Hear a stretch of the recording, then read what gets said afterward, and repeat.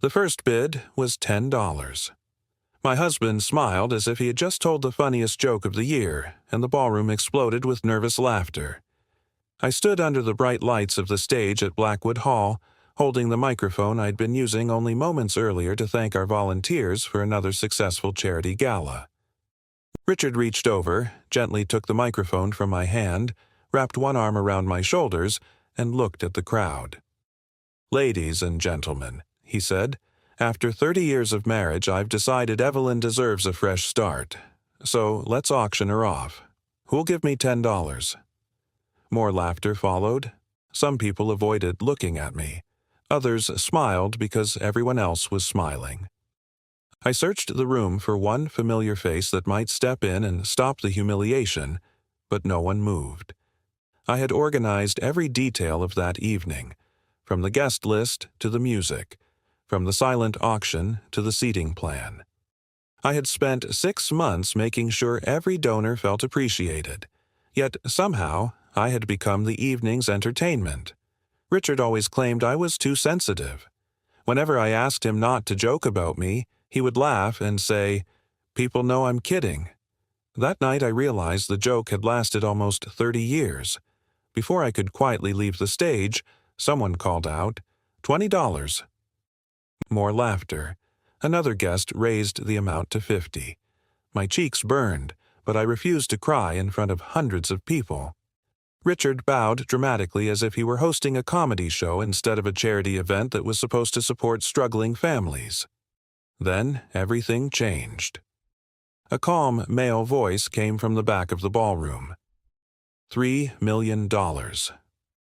Silence spread through the room so quickly that I could hear the crystal chandeliers softly shaking from the air conditioning.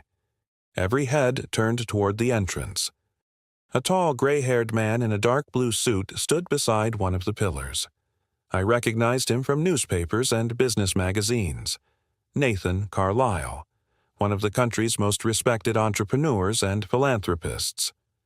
Richard laughed awkwardly. "That's a generous sense of humor." Nathan didn't smile. "I wasn't joking." He slowly walked toward the stage. $3 million is still far below Mrs. Collins' real value. I stared at him, completely confused. I had never spoken to him in my life. At least, I didn't think I had. Richard cleared his throat. "Mr. Carlyle, perhaps you've misunderstood." Nathan interrupted him without raising his voice. "No, Richard, I understand perfectly. The only person who seems confused tonight is you."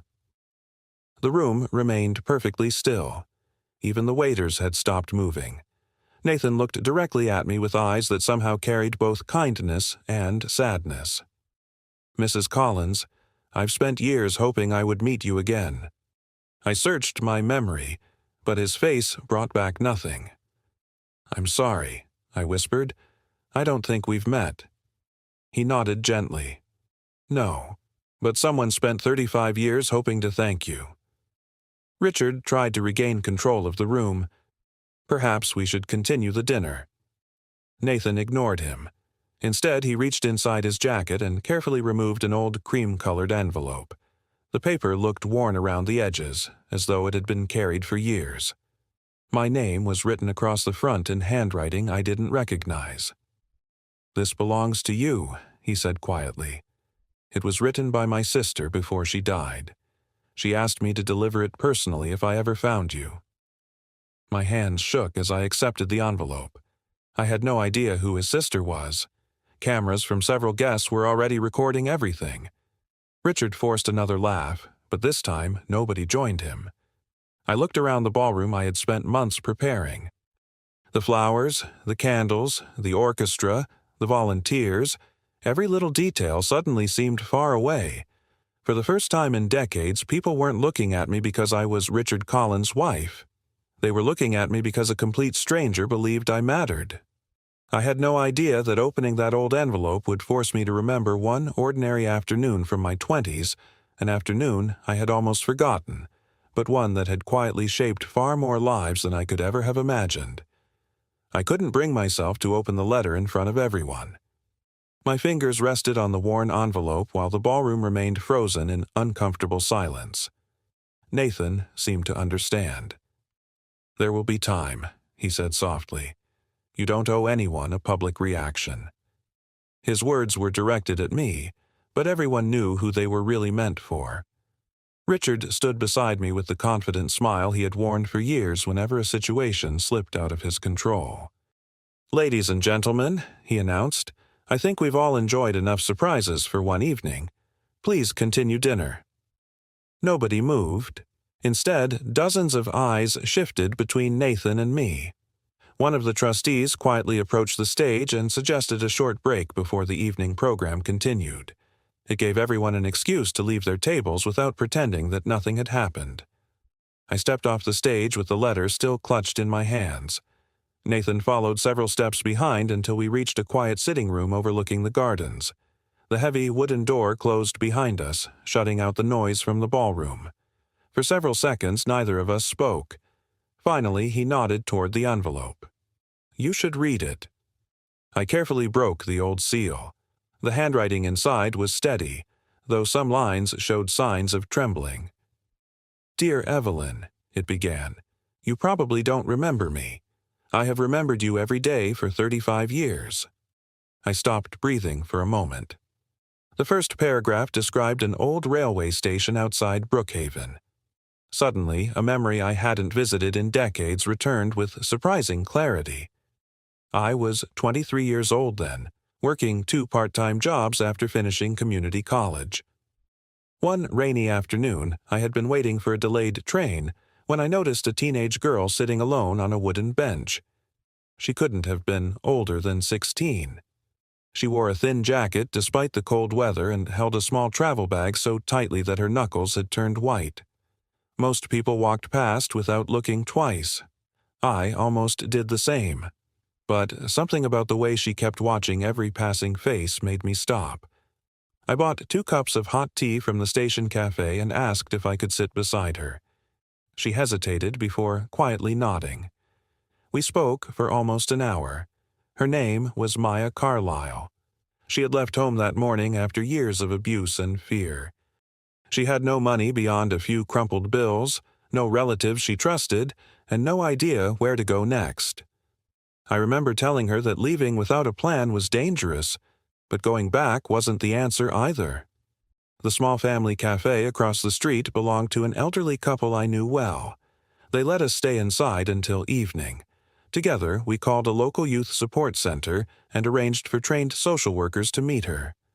I stayed until they arrived because she admitted she was afraid that if she waited alone, she might lose the courage to accept help. Before leaving, she hugged me so tightly that I could barely breathe. She thanked me over and over, while I kept insisting I hadn't done anything special. Then life moved on. I married Richard 2 years later. My jobs changed. We moved cities. Children never came, despite years of hoping. Business dinners replaced simple evenings with friends. The memory of that frightened teenager slowly faded beneath responsibilities that seemed more urgent. Yet now, decades later, her letter continued.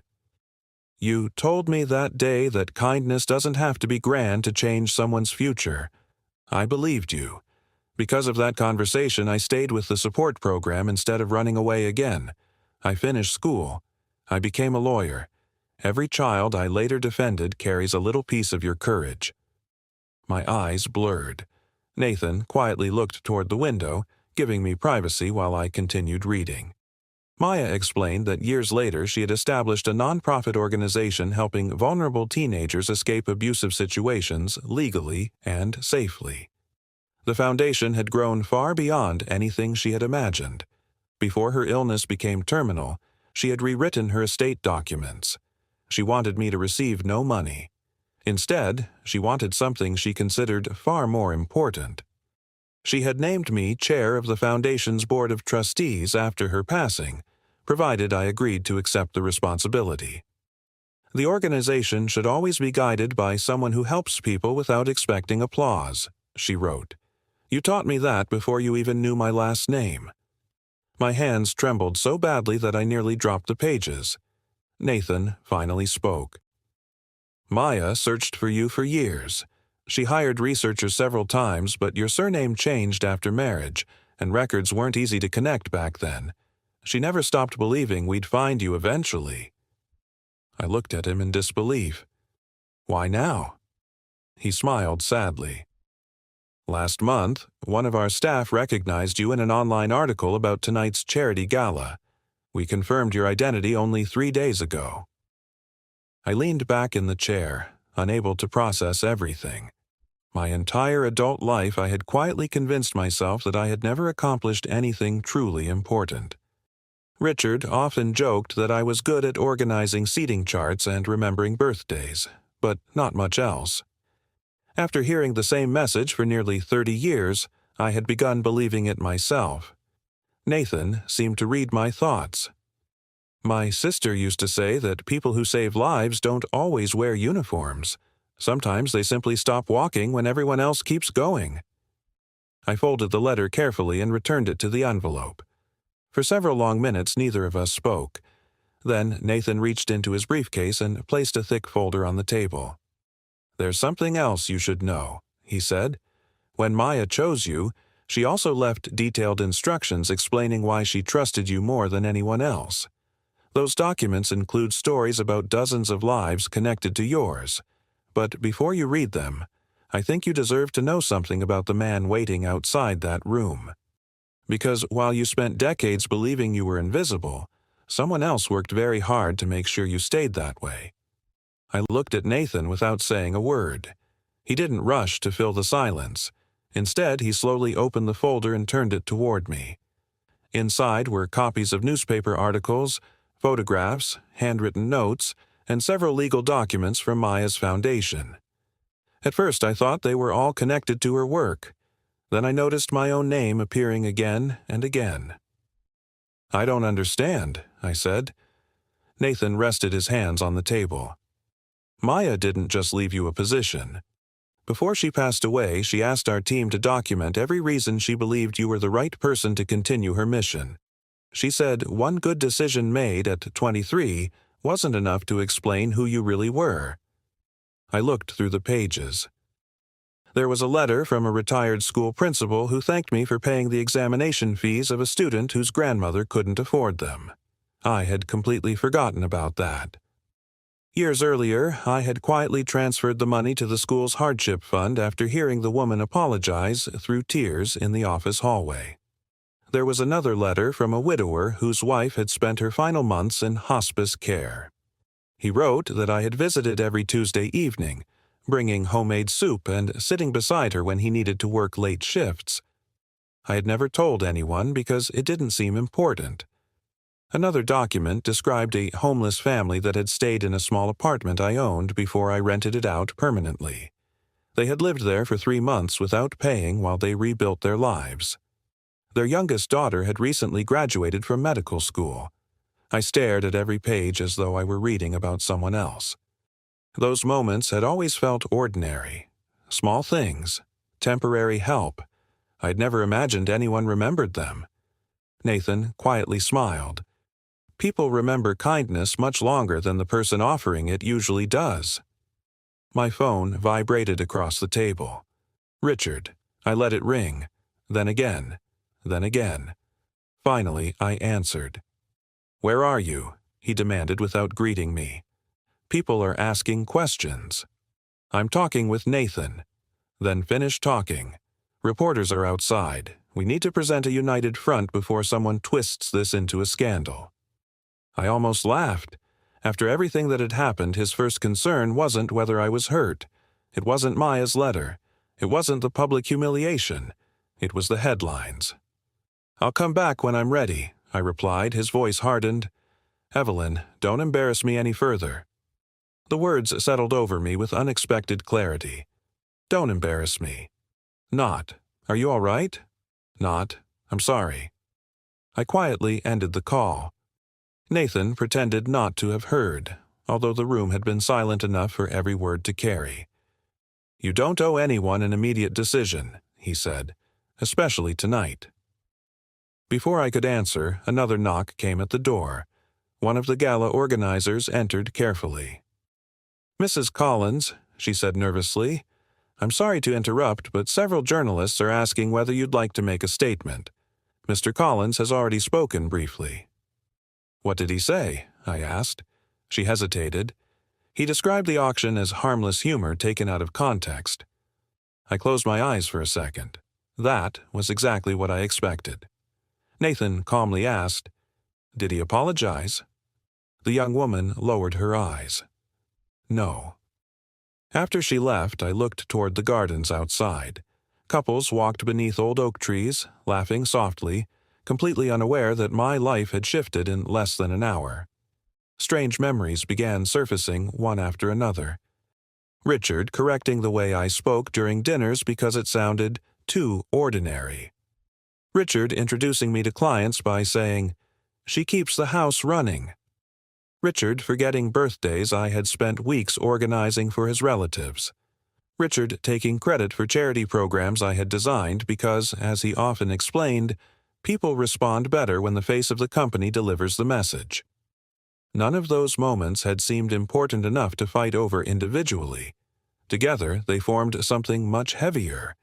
I suddenly realized that my confidence hadn't disappeared overnight. It had been worn away slowly, year after year, until I no longer questioned my place in my own life. Nathan carefully closed the folder. "There's one more thing," he said. "Before tonight, I wanted to meet you privately, but after what happened on that stage, I believe you deserve complete honesty." He handed me another envelope. Inside was a certified copy of Maya's final instructions to the board.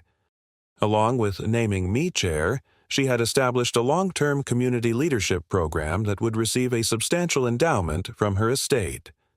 My role wasn't ceremonial. I would oversee strategy, approve grants, appoint regional directors, and represent the foundation publicly. The responsibility was enormous. "I have no experience running something this large," I admitted. Nathan smiled gently. "You spent 30 years running impossible situations without anyone noticing. Managing people who wanted recognition is often harder than managing people who genuinely want to help." His confidence in me felt unfamiliar, almost uncomfortable. I wasn't used to someone assuming I was capable before asking for proof. Another vibration came from my phone. This time, it wasn't Richard. It was an unknown number. I answered cautiously. "Mrs. Collins," a man's voice asked. "My name is Daniel Brooks. I'm a licensed private investigator." I frowned. "I think you have the wrong number." "Actually, I don't. Your husband hired me 3 weeks ago." My heart skipped. Daniel continued before I could interrupt. "He asked me to find evidence that you were having an affair. I accepted the assignment because it appeared to be a routine domestic investigation. I didn't find what he wanted. I found something entirely different. And after what I witnessed tonight, I believe you should know exactly what that was." I stared at the phone, convinced I had misunderstood him. "An affair?" I repeated quietly. Nathan looked at me with concern but remained silent. "Yes," Daniel Brooks answered. "Your husband believed you were hiding something. He wanted photographs, financial records, names, anything that could support a divorce on favorable terms if he ever decided to file." My mouth went dry. Richard and I had argued more often during the past year, but divorce had never been mentioned, at least not by me. "You must have found nothing," I said. "Not the kind of thing he expected," Daniel replied, "but I found enough to make me uncomfortable continuing the assignment." He asked whether we could meet the following morning. I agreed before I had time to think. After ending the call, I explained everything to Nathan. He listened without interrupting, then slowly nodded. If he's an ethical investigator, he probably refused to give Richard misleading information. That happens more often than people realize. I slipped the phone into my purse, but my thoughts refused to settle. Richard had secretly hired someone to follow me while smiling beside me at dinners, introducing me to donors, and thanking me for organizing tonight's gala. I wondered how long he had suspected me and why. The truth was painfully simple. For years, he had measured everyone else by his own ambitions. He assumed every hidden action must lead to personal gain because that was how he viewed the world. Helping someone without expecting anything in return simply didn't fit into his way of thinking. Nathan drove me home later that evening because reporters had gathered outside Blackwood Hall. Neither of us spoke much during the ride. I watched the lights of the city pass by the window, remembering dozens of nights when I had traveled the same roads after charity meetings, always hurrying home before Richard so dinner would already be waiting. Our house looked exactly as it always had, perfectly trimmed hedges, spotless windows, warm lights glowing behind expensive curtains. Yet, for the first time, it didn't feel like home. Richard was waiting in the library with a glass of whiskey in his hand. The television was muted, but every news channel displayed images from the auction. My face appeared again and again beside headlines questioning whether a respected businessman had crossed a line during a charity event. He didn't ask how I was. Instead, he pointed toward the screen. "This is becoming a disaster." I quietly placed Maya's letter on the table beside me. "It became a disaster the moment you asked strangers to bid on your wife." He rubbed his forehead impatiently. "You're exaggerating. Everyone knew it was a joke." "Did I know?" I asked. He opened his mouth but said nothing. For several seconds the room remained silent. Finally he sighed. "Fine. It was in poor taste. I'll issue a statement tomorrow if that's what you want." I looked at him carefully. Even now he spoke as though an apology were another business decision to manage. "Did you hire a private investigator?" I asked. His expression changed almost imperceptibly. "Who told you that?" "So, it's true." He looked away toward the fireplace before answering. I needed clarity. "About what?" "You'd been disappearing several afternoons every month. You kept saying you were volunteering or visiting people.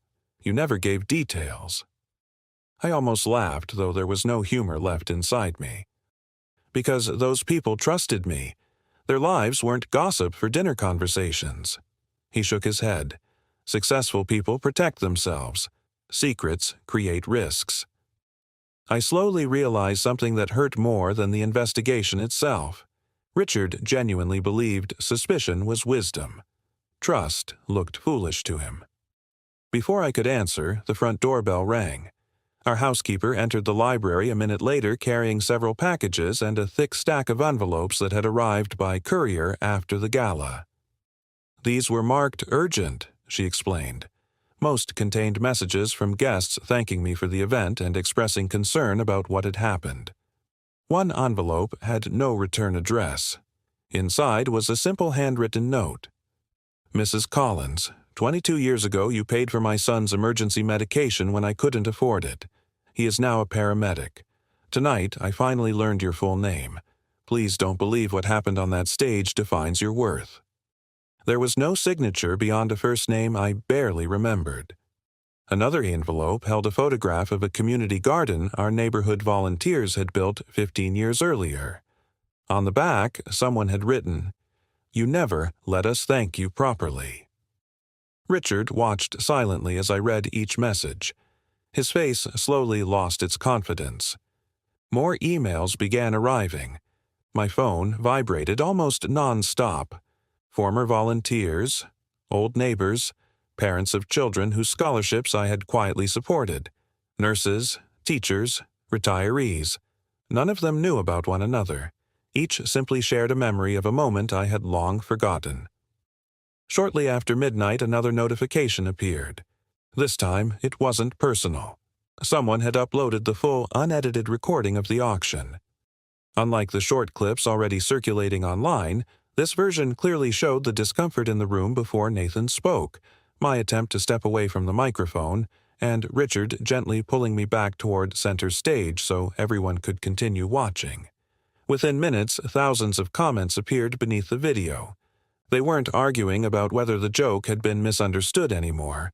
They were asking how many years of disrespect had led to a moment that looked so natural for him and so painfully familiar for me. Richard stared at the screen without speaking. For the first time since I had known him, he looked less concerned about public relations than about something he could no longer control. Early the next morning, my phone rang again. It was Daniel Brooks. "Mrs. Collins," he said, "I've organized everything I found. There are no affairs, no hidden bank accounts, no secret relationships. What I uncovered instead may change the way you understand your own life. I think you should see it before your husband does, because once you read these files, you'll understand that the person who has hidden the most important truth from you all these years was never you." The next morning, I met Daniel Brooks in a quiet office above a small law firm across town. It was nothing like the dramatic detective agencies people imagine from movies. There were filing cabinets, plain coffee mugs, and framed licenses on the wall.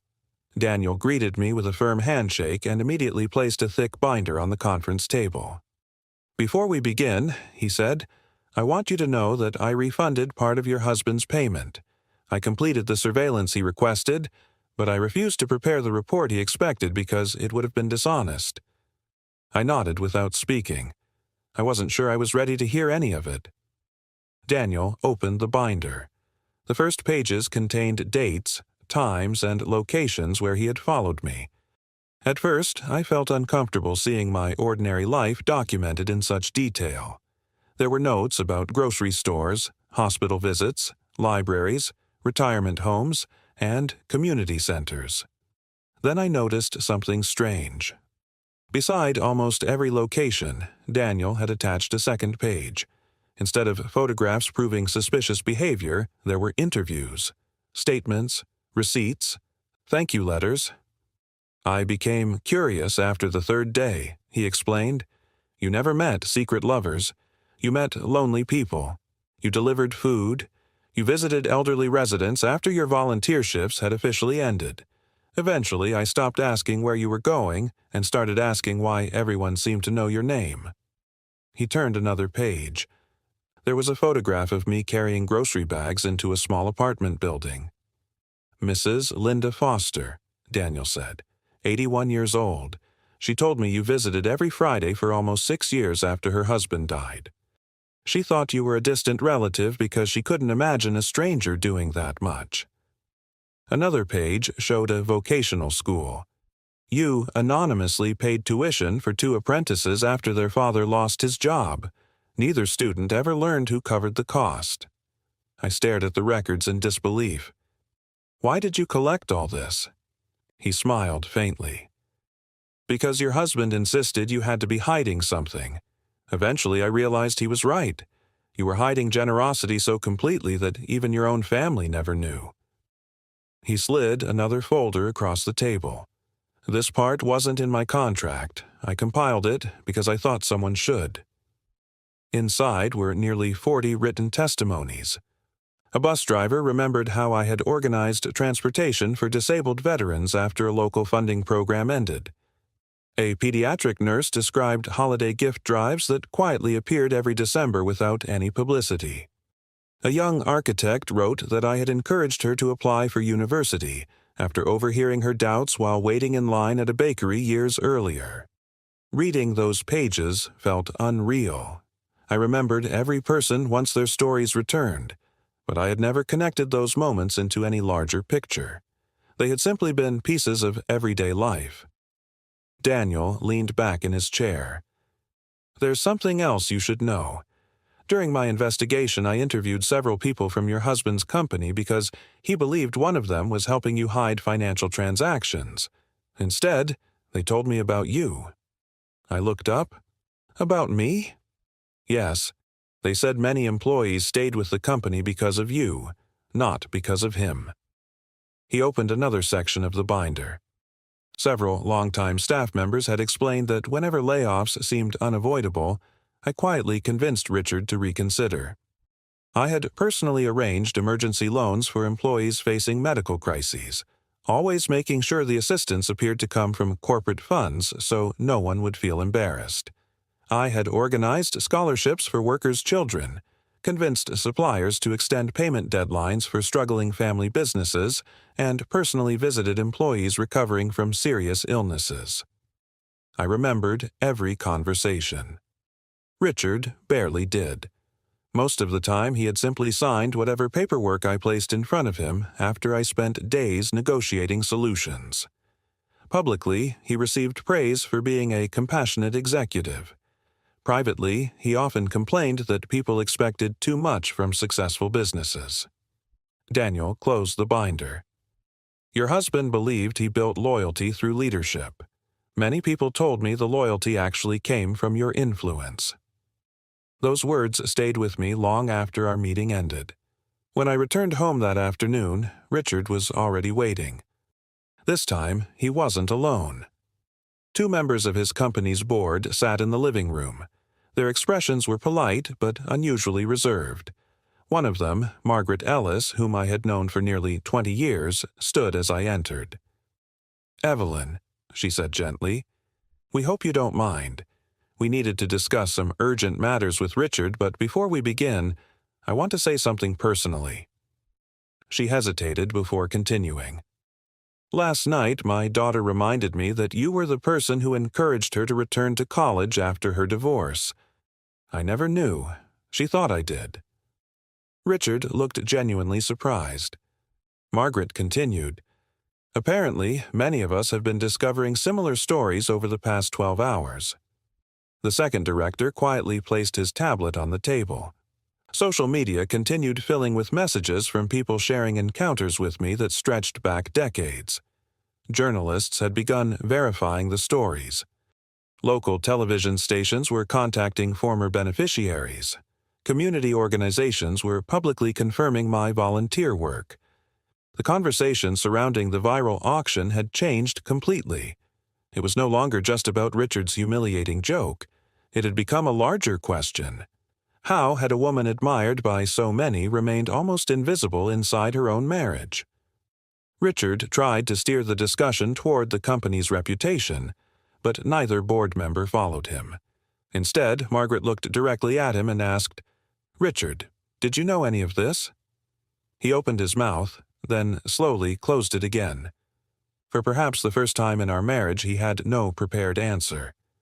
After the directors left, the silence inside the house felt heavier than any argument we had ever had. Finally, Richard spoke. "Why didn't you tell me?" I looked at him calmly. "I thought you already knew who I was." Before he could respond, my phone rang once more. It was Nathan. His voice carried quiet excitement. "Evelyn, the Foundation trustees have reached a unanimous decision. They would like to announce your appointment publicly at next month's National Community Leadership Forum. But before we make the announcement, there's something extraordinary you need to see. Hundreds of people have contacted us since last night. We expected gratitude. We didn't expect what they're bringing with them." I arrived at the Foundation's headquarters 2 days later, expecting a formal meeting with lawyers and trustees. Instead, Nathan met me at the entrance with a quiet smile that somehow made me even more nervous.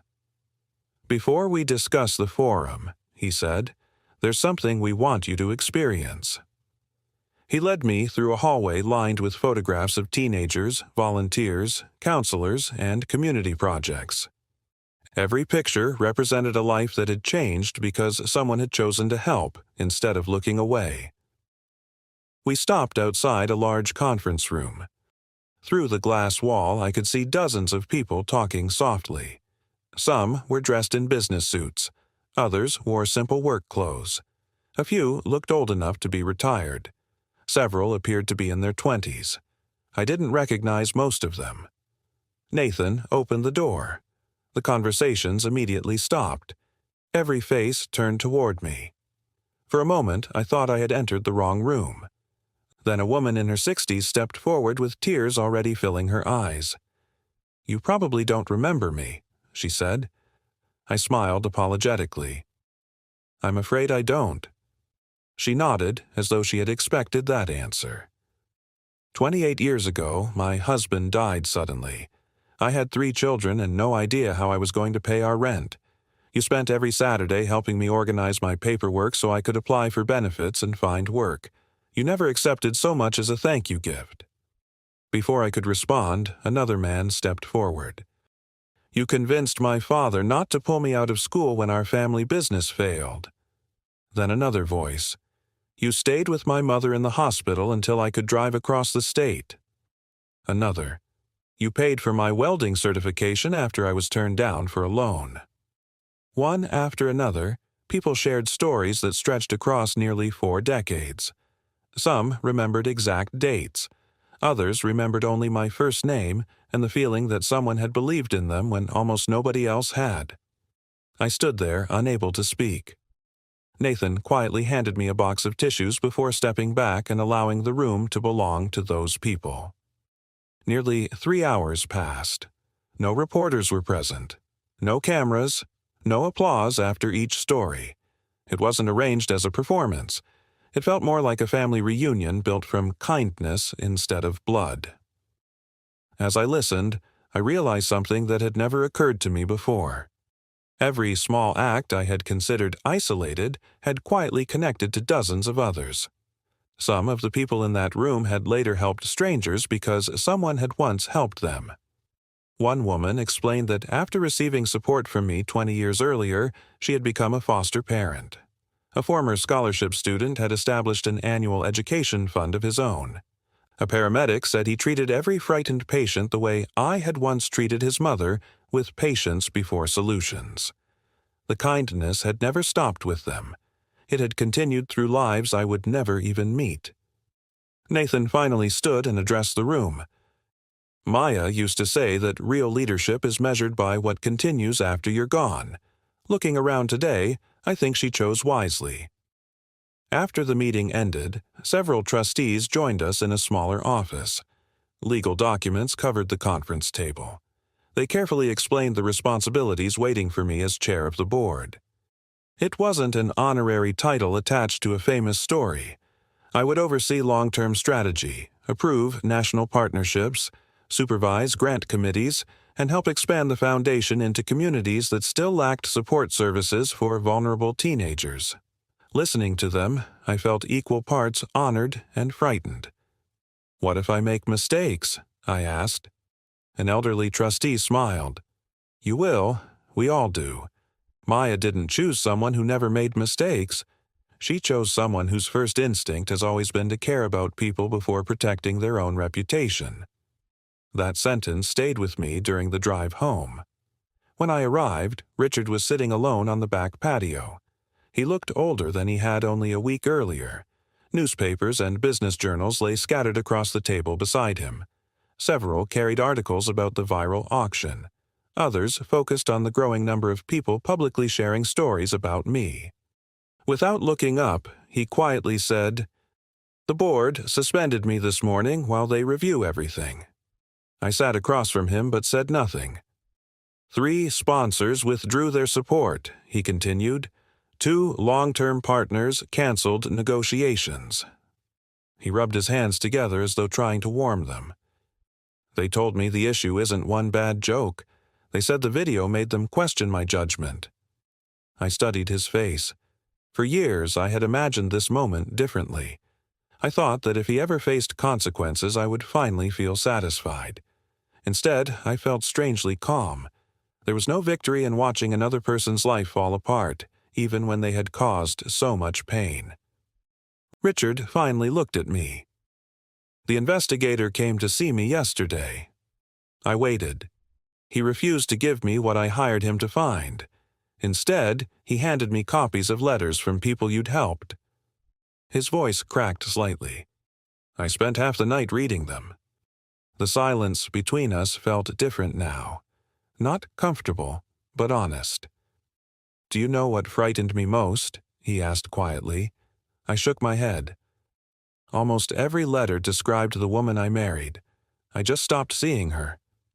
He covered his face with both hands for several seconds before continuing. "I kept telling myself that I built everything we had through hard work. I never admitted how much of that work was yours." It was the closest thing to genuine honesty I had heard from him in years. A week later, the National Community Leadership Forum opened in a packed convention center. Representatives from charities, schools, businesses, and community organizations filled the auditorium. Nathan introduced the foundation's future plans before inviting me onto the stage as the new chair. As I walked toward the microphone, I noticed something unexpected in the front rows. Many of the people from the foundation meeting were there. So were former volunteers, teachers, neighbors, nurses, retired employees, and students whose lives had crossed mine years earlier. They hadn't come because of a scandal. They had come because our stories had become connected long before anyone noticed. Then Nathan leaned toward me and whispered, "There's one final surprise. After today, the whole country will understand what Maya understood 35 years ago." I stood behind the podium and looked across the crowded auditorium. For years, I had hidden behind event schedules, seating charts, fundraising plans, and carefully prepared introductions for other speakers. I had spent decades making sure everyone else felt seen while quietly stepping out of every photograph myself. Now, hundreds of people were waiting for me to speak. My prepared notes rested on the podium, but after everything that had happened, they suddenly felt unnecessary. 35 years ago, I began, I met a frightened teenager at a railway station. I thought I was helping her through one difficult afternoon. I never imagined that one conversation would still be changing lives decades later. The room remained completely silent. I also spent many years believing that the things we do quietly don't matter because nobody notices them. I was wrong. I spoke about Maya, about the foundation, and about the volunteers who continued showing up every day without expecting recognition. I never mentioned Richard by name. There was no need. Everyone already knew why I was standing there. Instead, I thanked the teachers, nurses, social workers, neighbors, and ordinary people who chose kindness when it would have been easier to keep walking. When I finished, I expected polite applause. Instead, the audience stood. The standing ovation continued far longer than I could comfortably accept. Then, Nathan returned to the stage carrying a large display board. It wasn't filled with awards or financial reports. It contained photographs sent by people from across the country during the previous week. Families, graduates, volunteers, retirees, children. Every photograph included a short handwritten sentence describing a moment when someone had helped them and inspired them to help another person later. The final image on the board was the oldest.